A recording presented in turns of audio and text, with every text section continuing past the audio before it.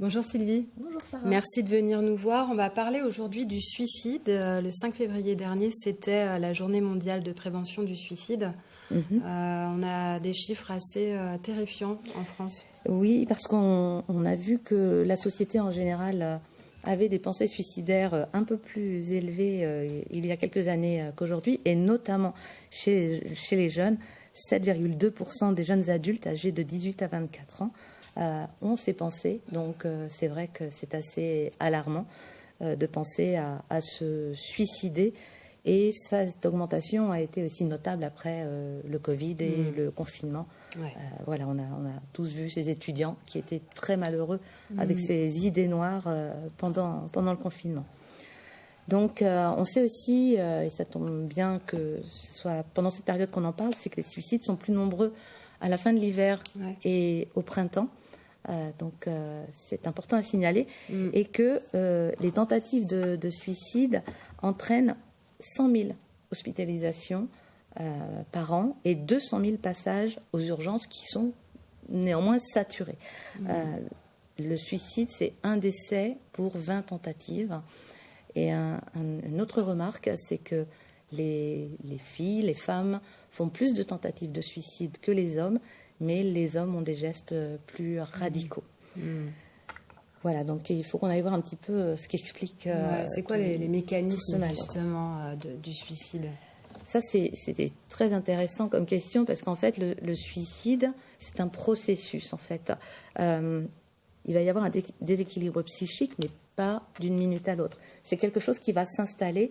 En général, il y a un côté désespérant. Voilà, ça peut être effectivement un harcèlement, une histoire d'amour, mais aussi un isolement. Enfin, il peut y avoir un burn-out au travail. Voilà, il y a une détresse qui est là, et puis il va y avoir une forme de brouillard mental, intellectuel, etc. Et puis petit à petit, une dépression, et derrière des idées suicidaires, avec ou pas un passage à l'acte. Donc c'est intéressant de comprendre ce mécanisme, parce qu'en fait, le suicide peut être évité. Je ne veux pas dire il suffit, mais le fait de pouvoir entendre l'autre dans sa détresse, dans sa peine, de l'orienter vers un professionnel si on n'est pas capable de l'aider, va certainement sauver certaines personnes. Donc les causes du suicide, comme je disais, c'est aussi la solitude, c'est également l'isolement social, mais aussi ce burn-out qui peut arriver, et aussi tout ce qui va concerner la précarité sociale, notamment chez les jeunes qui en fait n'ont pas beaucoup d'avenir. Même quand on parle des retraites, pour eux, il y a un problème pour se projeter. Sans parler de tout ce qui va concerner l'éco-anxiété face au changement climatique. Chez les jeunes, ça aussi, ça les empêche de se projeter. Et ça, c'est des choses sur lesquelles on peut intervenir si, effectivement, on a des temps de parole et de partage avec eux. Ce qu'il faut se dire, c'est que notre société n'est pas facile à vivre.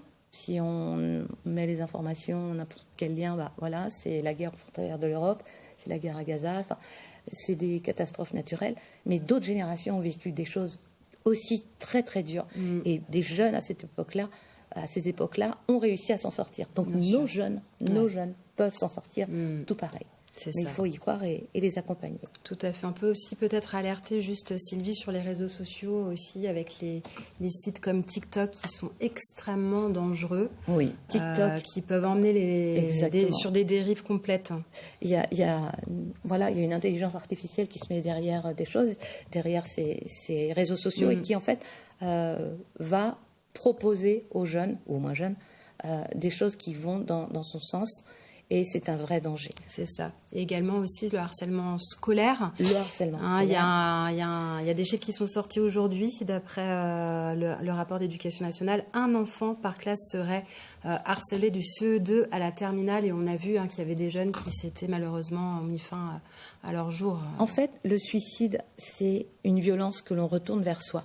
Mais souvent, c'est une violence que l'on a reçue. Et ce que vous expliquez, Sarah, le harcèlement...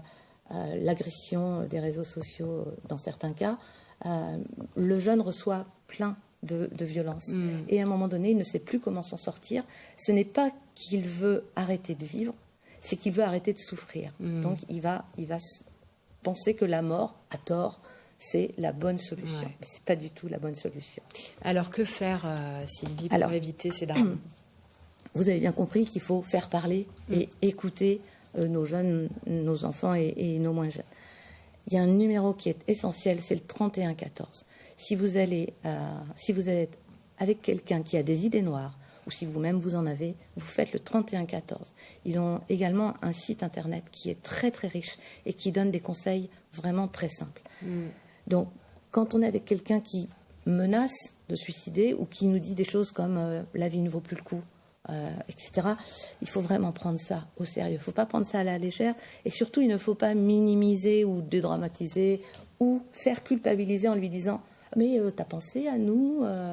Voilà, non, il faut vraiment avoir des paroles d'écoute, attentives. Et si, je vous ai donné 31-14, mais si on est vraiment en phase d'urgence, vous faites le 15 aussi. Hein, le 15, vous allez tomber sur un médecin régulateur du SAMU qui va vous donner aussi les bons conseils et les stratégies à suivre. Ouais.